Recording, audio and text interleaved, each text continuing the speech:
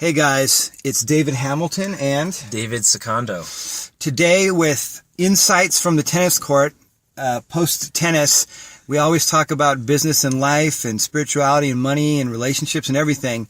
And we got into a conversation and wanted to make a podcast for you guys on what to do when the only possibilities you see are to be rich and miserable or unhappy versus happy and broke. Yeah. You know, we were talking a lot about spiritual materialism, which is something I've been studying and trying to learn more about throughout the last at least 10 years of my life. And one thing that we've noticed is that there's a common theme in our society is that you need to go, and achieve more and more so that one day you'll be happy, so that one day you'll be successful. And when you have everything that you want, then you'll have that inner happiness that you want. Yeah, it's I call it a backwards model, and that's so true. And so for those of us that are quote unquote responsible, like me and you, this is how I used to operate: is chase to the point that I got burnt out, had health problems, and wasn't getting the results that I wanted. And the hidden myth underneath that I think that drives ambitious people and a lot of people is that if I'm happy, I'll sit on my couch and do nothing and be a loser and not be successful. And it's just a total myth. And, but it's that fear of it that keeps people driving forward. And it's a good-hearted intention to not want to be unproductive or, quote unquote, useless or a loser, all these judgments that we might come up with in our mind. But I think it's like a hidden thing that often it's why people don't, take a look at the fact that they can actually be happy, be well, and be successful and have the success flow from there rather than chasing the success and getting it to be happy. And then that chase continues even though they get what they want. Yeah. Something that I see really commonly, I work with healthcare practitioners and healers, and I see a lot of people that want to be doing the right things in their life. Like yoga practitioners is one of them, really big time, who they think, I really want to just do good in the world. And I definitely agree with that. I want to do good as well. And one of the things that I see people doing is that they don't want to bother others. They don't want to harm others because they might be, ruffling other people's feathers if they put themselves out there, if they're authentic, if they're really, just telling people about what they do, that they love what they do.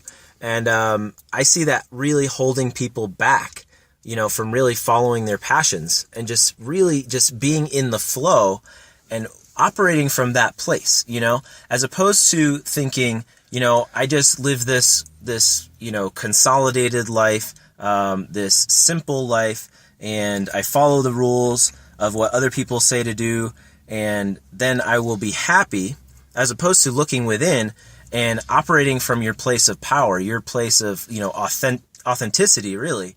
And just knowing, from asking yourself, knowing what is the best thing to do at any given moment.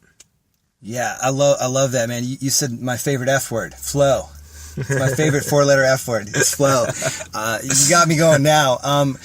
And that when we get into the flow, it feels much more effortless and easy. And we're doing, on the outside, it can look like other people like, you're working so hard, you need to slow down. But if you're in the flow, that doesn't matter so much, right? Your internal experience is much easier. And outside looking in, it can look like you're running around doing stuff. But, I've been doing a group training for one of my clients and their staff, and in some of the conversation, one part came up, that, you can have a super busy day and feel great at the end because you're in flow. And you can have a super busy day and your mind state is all screwed up and it was just a lot of resistance internally and a lot of struggle. And, people will say, well, you got to be persistent in business and you got to do a lot of hard work. Well, yeah, that's kind of a freaking given. But the experience of it doesn't have to feel like hard work. It doesn't have to feel like I've got to constantly commit and be persistent. That's just one way of doing it. And there's this whole other path of doing it that actually can not only bring a better experience to people, so their health doesn't degrade, they're not stressed out, but they can actually get a different kind and even a better kind of result. Yeah. So both of us have been studying many different business models, business systems for many years. And we were just noticing today, we were talking, that our businesses are thriving more than we've ever seen before. Yeah. Mainly because we have actually stopped doing what we're supposed to do. Stop doing what other people have been telling, there's so many gurus out there. There's so many people say you have to do this. You should do this. You have to do this first, this second, this third, and you follow this magic formula and your business is going to, just be the next greatest thing. Well, what that can do is, as you were saying earlier, that can create some stress because then you think, okay, I have to do this and I have to do this and I have to do this. And then you start feeling overwhelmed. Immediately, as soon as that happens, you're not happy. You're not enjoying what you do. It kind of sucks. And when things kind of suck, then you're not going to be successful with it. You're going to subconsciously resist it. You're going to, be really unproductive so that, 8 hours of doing that in a day, of trying to do what you're supposed to do, will be about as productive as 3 or 4 hours of doing what you love and just getting some awesome, traction, getting things done because you actually love doing it. Yeah. And what's occurring to me now is actually how effective people can be being all stressed out too. Like we can get a lot of stuff done stressed out. We've done it. But in the long run, it takes its toll and it just doesn't have to be that way is the real possibility here. And then like you're saying, thinking we have to do this stuff, it doesn't feel good. That prevents being in that place of flow. Yep. And if we live from a place of, okay, if I notice and go about my day starting with flow rather than starting with my task list or my goal list, things can happen in a totally different way. And again, it's not about getting rid of the task list or the goal list, but what I've tended to find, and when I show people this, is they actually start using those things less because they become less important because they realize their life is being filtered through this list that is ever so important. But it's really the mindset that the list is important or needs to be done. It's just the same as somebody saying, we'll do this and that strategy, in order to be successful. And look, everybody is giving advice and guruizing for the most part for the greater good. They're trying to do good. Yeah, they're trying to make money, but they're trying to help people.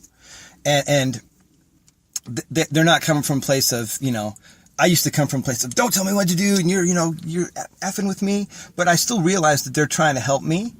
But the most powerful thing I have experienced and believe helps people is inside out experiencing what will bring them success. When something just clicks, they get an insight and go, oh, and then it's easy to come up with a strategy to get more clients, or it's easy to come up with a new branding for a product when we're in that state of flow rather than we have to do this to be successful.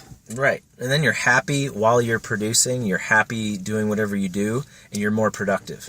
And also, I just want to take a big picture step back here. This isn't really our fault because this is kind of how we've been socialized. This is how we've been enculturated to think. Think of your experience in grade school, going up from childhood all the way through college even, is that, you get assignments and you check off the to-do list and you do it. You try to do what the teacher says so that you can get an A, so you can get a good grade.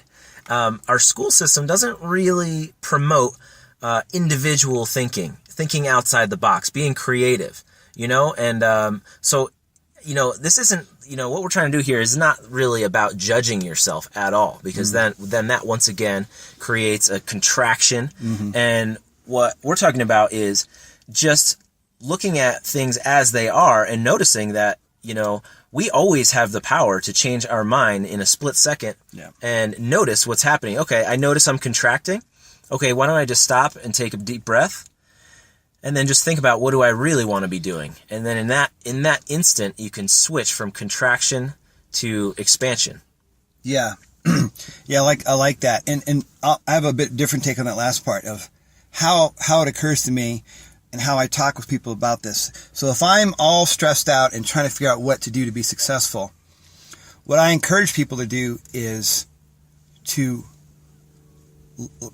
stop doing what you're doing, do what occurs to you is what I say a lot.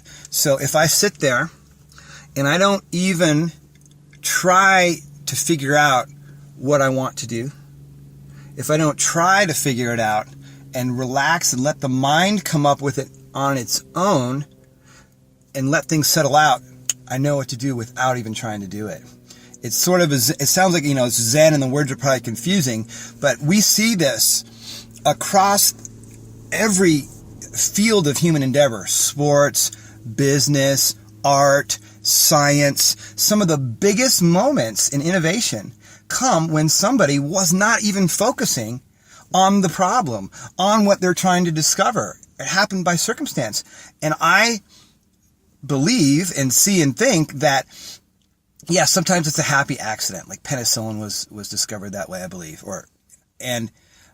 But because, just like when the word's on the tip of our tongue and we're trying to figure out what's that word, and we're trying, and we can't. And then somebody says, oh, just forget about it, it'll come to you. And 2 seconds later, or 2 minutes later, bam, it comes to you. There's this capacity of the mind, when we let it do its thing, it automatically solves, quote unquote, the problem that we're faced up against. Exactly. Yeah. And commonly people think that they can get to where they want to be by using the same exact mindset and the same exact tools that got them to where they are. Yeah. And that's not really the case. With every stage of development, we need to be thinking, really like looking inward and opening up the perspective to new possibilities and open your awareness up to what else is possible. Because when you have that, then you can see how to skillfully act and skillfully move forward with new ideas and really be innovative, instead of just, really focusing on what you've used in the past to get to where you are now, or what other people have used to get to where they are. Yeah. Well, they're not you, and they're doing their thing. You need to do your thing. Pound it out, dude. I love that. You said another key word for me lately, which is innovative. And I was talking with somebody out, a business owner, and one of my clients last night, about when we're innovating within a particular field, that to go where no man or woman has gone before in business, in science. And from what I can see, we have this addiction to needing to know, and it's in the I don't know is where that innovation lies. And our current system of thinking or our mindset is not where it's at. And so there's this way that if we open up into the uncertainty, into the unknown, that these things come naturally. We start to see and we figure things out because they are outside of the system of thinking, which got us to where we are. Like Einstein said, this problem can't be solved within the same system of thinking. And we see it all over the place, and that we shouldn't be afraid of this uncertainty and I don't know. And and then right now I'm like, I don't know how this relates to where we started, but who cares? Yeah, who cares? Exactly. So I guess the challenge to everyone is to step into the unknown. Be okay with not knowing. Yeah. Just sit with it. Just be with it. See what happens. Yeah. And it's cool. And just do what you love. And then subconsciously your awareness is always going to come back to what you really want to do. Yeah. Your gut, it'll always come back. It's always there. It can't leave you. It's impossible. Oh, and I got the thread to tie it back.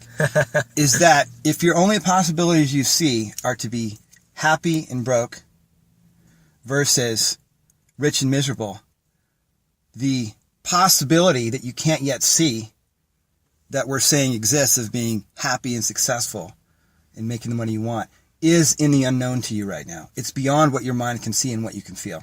Right. Perfect. I think we're done. Yeah. Thanks for listening, everyone. Thank you.